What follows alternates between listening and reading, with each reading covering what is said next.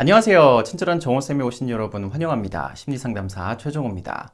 공감이 상대방과의 관계를 매끄럽게 해준다는 거 다 잘 아실 거예요. 특히 부부 또는 자녀 관계에서 공감이 중요하죠. 근데 아무리 진심을 다해도 공감이 잘 안 되는 분들도 많이 계십니다. 오늘은 공감이 어렵게 느껴지는 남편분, 아내분들을 위한 이야기입니다. 공감과 친해지는 방법을 알려드릴 건데요. 부부 혹은 자녀와의 관계에서 도움이 될 만한 이야기가 많으니까요. 끝까지 시청해주세요. 남편분들 회사를 마치고 집에 돌아왔을 때 집안이 어질러져 있거나 아이들이 놀아달라고 달라붙어서 바로 쉴 수 없게 한다면 갑자기 짜증이 확 몰려오는 경험이 있으셨을 거예요. 회사에서 혼이 쏙 빠지게 일을 했는데 1시간 넘게 걸려서 집으로 돌아오느라 심신이 많이 지친 상태이거나 아니면 퇴근하면서도 업무 때문에 집에 오는 내내 전화 통화를 해서 쉬지 못했을 수도 있을 거예요. 사람을 대상으로 서비스를 제공하는 일을 하는 분이시라면 더 이상 말 한마디도 하고 싶지 않을 정도로 에너지가 바닥나셨을 수도 있을 겁니다. 그런 상황에서 너무나도 자연스럽게 아내에게 집 좀 치워놓지, 아니면 너무 피곤하다 나 바로 씻을게 라고 이야기를 하면 어느샌가 서운함 또는 분노에 찬 아내의 눈빛을 온몸으로 맞게 됩니다. 맞벌이하는 가정의 경우에 아내한테서 나도 같이 일하는데 회사 다녀와서 쉬지도 못하고 애 보고 집도 정리하는데 수고한다는 말 한마디 해주면 안 돼? 이런 핀잔을 듣기도 합니다. 정말 신기한 게 집까지 오는 동안에는 그래도 어느 정도 에너지가 남아있는데 집 문만 열면 에너지가 완전히 바닥나지 않나요? 하루 종일 긴장해 있었으니까 좀 편하게 쉬면서 충전을 해야 내일 또 출근을 할 수 있잖아요. 집 문을 열면 아무것도 할 게 없이 바로 쉴 수 있는 환경이 되어 있으면 참 좋겠는데 그렇지 못하니까 아내가 원하는 말이 잘 안 나옵니다. 꼭 퇴근하고 나서의 상황이 아니더라도 아내가 겪고 있는 상황을 이해해서 상대가 느끼고 있을 것 같은 감정을 잘 읽어주는 데 어려움이 있는 남편분들이 꽤 계실 겁니다. 근데요, 요즘 상담을 하거나 주변 사람들로부터 이야기를 들어보면 꼭 남자분들만 공감을 못하고 여자분들만 공감을 잘하는 건 아니더라고요. 남자와 여자의 기질적인 차이로 인해서 공감 능력의 차이가 난다고 알려져 있긴 하지만요. 그렇다고 남자들이 공감을 매우 못하고 여자분들이 공감을 매우 잘하는 건 일반화의 오류인 것 같습니다. 남자분들과 이야기를 하다 보면 요즘에는 자상하고 공감도 잘하는 남성분들도 상당히 많아졌다는 걸 느껴요. 공감이라는 게 상대의 생각이나 감정을 내 안으로 갖고 들어와서 상대가 경험하는 걸 비슷하게 경험하는 심리적 과정이라고 볼 수 있어요. 근데 우리가 관계에서 상대에게 요구하는 공감은 단순히 심리적 과정을 경험하는 걸 넘어서 경험한 걸 다정하게 위로의 마음을 담아 잘 표현하는 걸 포함하는 경우가 많습니다. 생각만 해도 너무 어렵지 않나요? 먼저 상대가 경험하는 걸 나도 비슷하게 경험해야 되고요. 거기에서 그치는 게 아니라 그걸 부드럽게 잘 전달도 해야 합니다. 공감을 잘 못한다는 분들의 이야기를 들어보면 그 상황이 다 이해는 되고 느껴지기는 하지만 표현이 잘 안 되는 경우가 많은 것 같더라고요. 표현 방식은 과거부터 어떻게 사람들과 상호작용했는지가 굉장히 중요합니다. 꼭 필요한 말만 표현하면서 살아왔다면 지금 그 순간 상대의 상황이 공감이 되더라도 그 순간 나 자신에게 더 중요한 부분, 예를 들어서 퇴근 후에 집 문을 열었을 때 아내가 혼자 고생했겠다는 생각이 들면서도 오늘 엄청 피곤하네 바로 씻을게 이런 말을 하게 되겠죠. 이뿐만 아니라 표현하는 그 순간의 에너지 수준도 굉장히 중요합니다.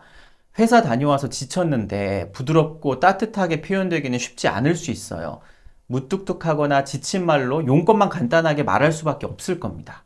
공감이라는 게 관계에서 윤활유 같은 역할을 하는 건 분명하지만 제대로 표현하기에 쉽지 않은 부분이 있어요. 공감과 공감의 표현은 다른 부분이기 때문에 일반적으로 공감을 못한다고 느끼시는 분들은 공감을 잘 표현하는 방식을 고민해 볼 필요가 있습니다. 공감과 공감의 표현을 하나로 보고 공감 능력이 있고 없다고 말하고 마치 공감 자체를 못하니까 표현에 있어서 지레 포기하거나 노력도 안 하는 경우가 있거든요.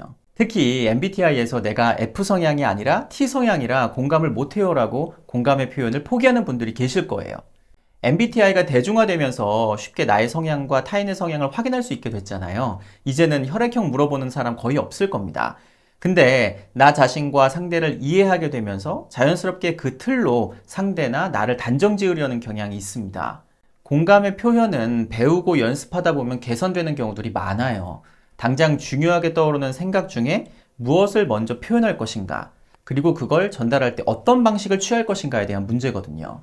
우선 여러 가지 생각과 감정 중에서 무엇을 꺼낼까에 대한 문제는 결국 의지에 달려 있는 것 같습니다. 의식하고 노력해야 하는 부분입니다.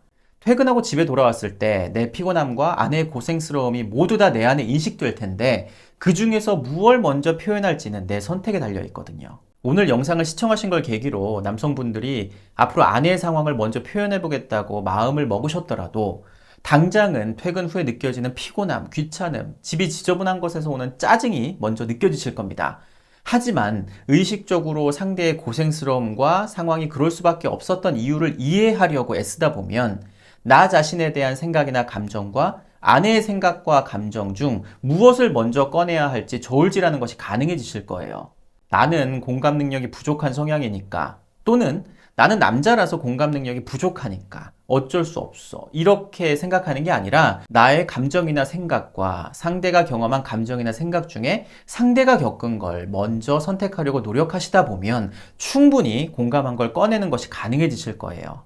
다음은 표현의 방식인데요. 우리는 공감의 표현이 거창한 거라고 생각하는 경우가 있습니다. 그게 거창하다고 느껴지는 이유는 공감이 상대의 마음이나 감정을 알아줘야 한다고 생각하기 때문이에요. 근데요, 감정에 대한 공감만 있는 게 아닙니다.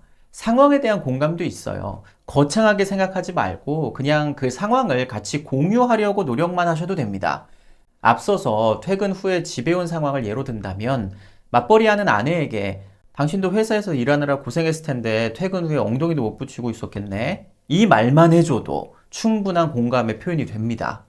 만약에 아내가 집에서 하루 종일 아이를 보고 집안일을 하는 경우라면 밥도 못 먹고 있었던 거 아니야? 그래도 내가 좀 일찍 와서 다행이다. 오늘은 밥 해 먹지 말고 시켜 먹자, 이렇게 말할 수도 있을 거예요. 또 아내가 회사에서 직장 동료와 갈등이 있어서 그 문제를 하소연했다면 시시비비를 따져주거나 또 아내의 편을 들어줄 필요도 없습니다. 그냥 내일 회사 가기 싫겠다, 그 사람 얼굴 또 어떻게 보냐, 이 정도만 이야기해줘도 충분할 겁니다.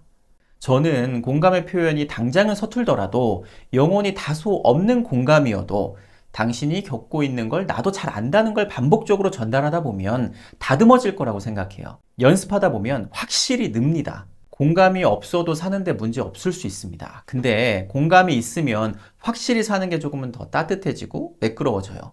공감은 전문가만 할 수 있는 게 아닙니다. MBTI에서 F들만 할 수 있는 것도 아니고요. 그리고 거창해야 할 필요는 더더욱이나 없습니다. 부부관계에서, 자녀와의 관계에서 공감 때문에 고민이셨다면 하나씩 단계를 밟아서 서툴지만 좀 도전해 보셨으면 좋겠습니다. 그럼 오늘은 여기서 마무리하겠습니다. 다음 영상에서 꼭 다시 만나요.